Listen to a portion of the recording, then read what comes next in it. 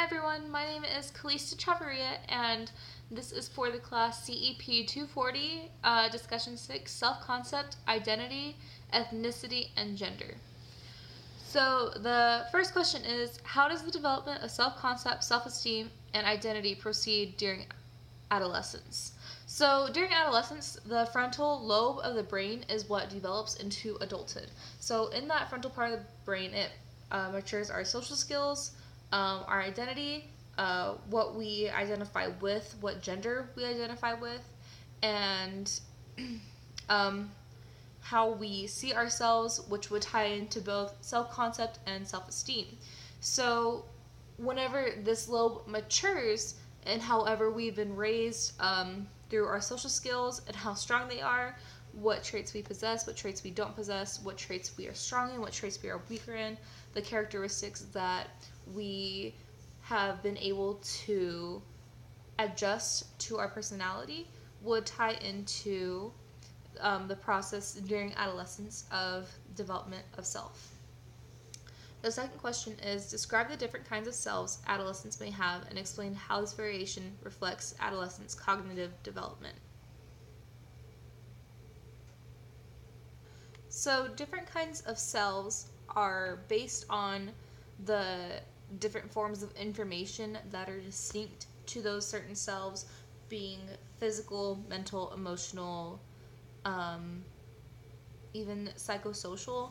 It kind of ties into the different theories of Freud and the philosophies compared to Freud and Erikson and Piaget. Even though they had different theories, they were different concepts of self.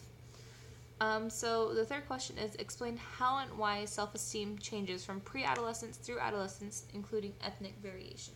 So self-esteem is kind of developed before adolescence, and that is a very vulnerable time in life, being that children are susceptible to new things that are changing with themselves, sexually, physically, mentally, emotionally, and there is a very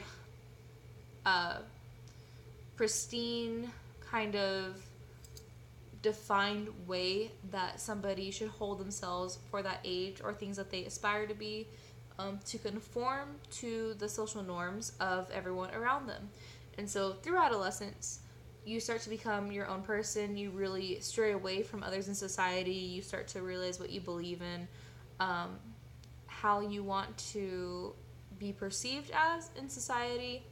And with ethnic variations, there are standards that different cultures hold for different age groups. Like in the Hispanic culture, a girl becomes a woman at the age of 15, and to symbolize that, she transfers from a flat shoe to a high heel shoe. And that is kind of, that marks like that she's a woman and she's expected to do these womanly, dutiful things. Versus in like the Indian culture, the Hindi culture, at a certain age, they're expected to find a husband. Maybe they're in an arranged marriage, but they're expected to act how the sex in that culture is supposed to act. So, in the American culture, it's very diverse, and through social media, there's coming to be like a more broad type of culture. It's not really specific to one gender, being that there could be possibly more than two genders considering who you ask.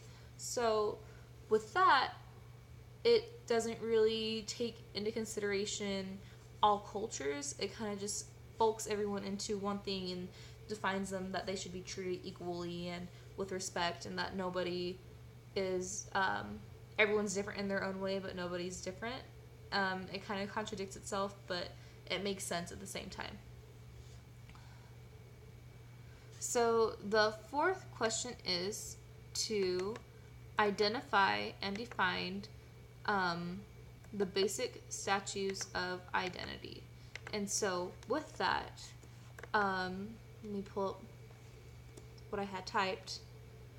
The identity theory is that it developed from James Marcia, and it kind of extends onto Erikson's work. And it's that one's identity is determined by the choices, being personal and social choices that they make, and it regards that as who they are as a person. So the main concept is that the adolescent stage is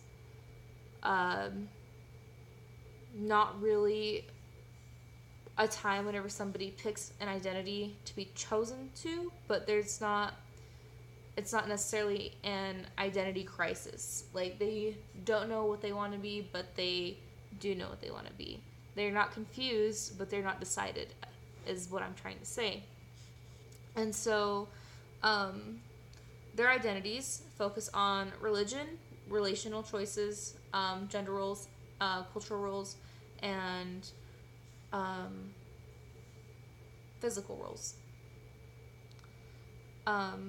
So psychologically, the 4 types of identity are identity diffusion, which says that adolescents do not have a sense of having choices, and they are not willing to really make a commitment.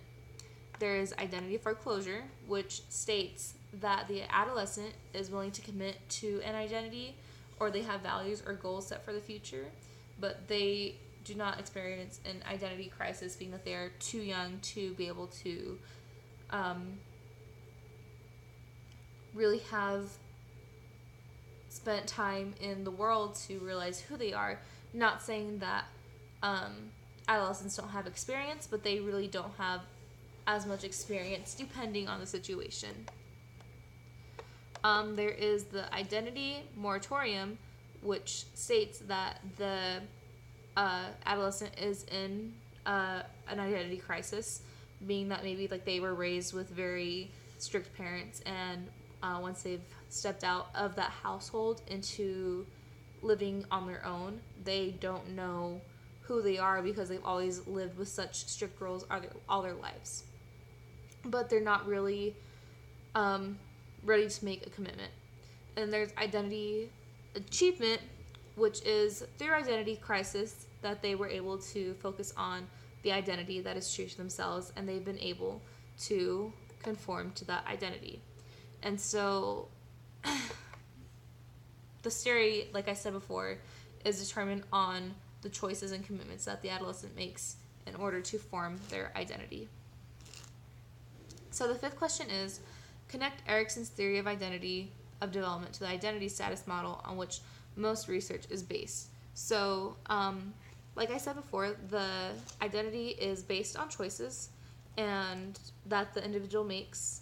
And Erikson's theory is based on stages. And so in stage 1, it's trust versus mistrust. Stage 2, autonomy versus shame and doubt. Stage 3, initiative versus guilt. Stage 4, industry versus inferiority. Stage 5, identity versus role confusion, which ties in more to the 4 stages of identity. Stage 6, intimacy versus isolation. And then stage 8, ego integrity versus despair. So stage 5 is really where it falls in to the 4 types of identity. And so in stage 5 of Erikson's psychosocial development stages, stage 5 occurs within 13 to 21 years, which is the normal age for adolescence. And this stage is based on what has been done to the individual, not necessarily the choices that the individual has made, but things that the individual has been influenced by, and the challenges that they face as they start to enter into their adult life. Okay, so question 6 is, describe how culture and ethnicity influence gender identity and roles. So like I said previously before about the Hispanic culture and the marking that a girl becomes a woman and she's expected to do womanly duties, that is one of the examples that I would use. in certain cultures, it is believed heavily that women should confine to a certain way, and that men should confine to a certain way.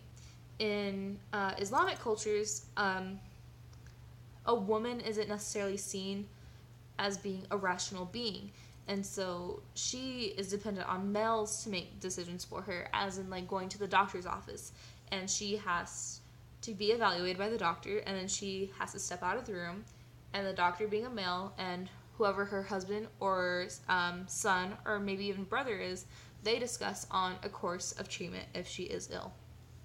And so there are also cultures that are very lax in certain gender roles, and I really don't want to just use women as an example, but it's one of the most targeted roles, although men do face similar problems as well. As in, well, let's say the American culture, males are expected to be strong and show no emotion and not cry and love their country and stand for the US of A and be very patriotic and go out and be the breadwinner. And some males, they don't fall into that category. Same with the Hispanic culture with males too. Like they're raised to show no emotion and to be kind of reserved and not really put themselves out there. They're not very social.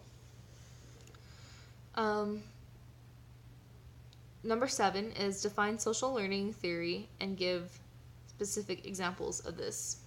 So the give me a second, I need to pull up my tab. I'll pause the video. Okay, so I have gotten my information from the book, by the way. I do not remember to cite my sources, so I'm sorry, but all of my information has come from the book.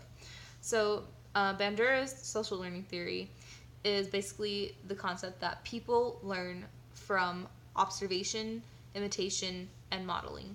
So an example of this would be, for example, a toddler.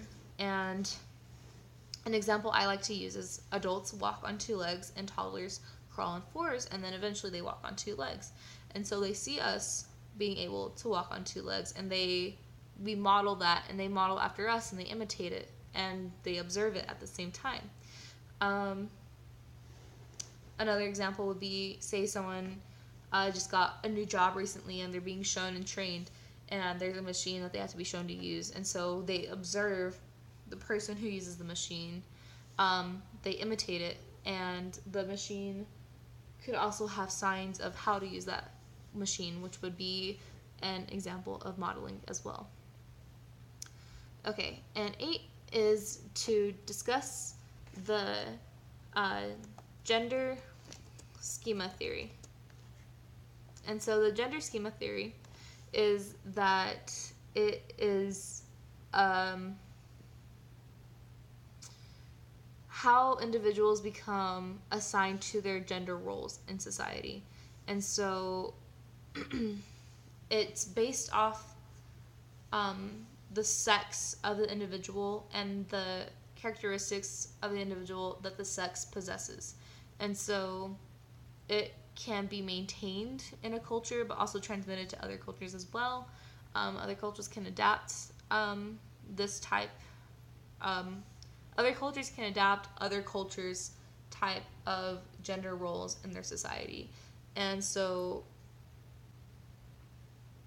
it basically tries to explain how sex roles exist and why sex roles exist. And so that is all I have for the discussion today. Thank you so much for watching. Bye-bye.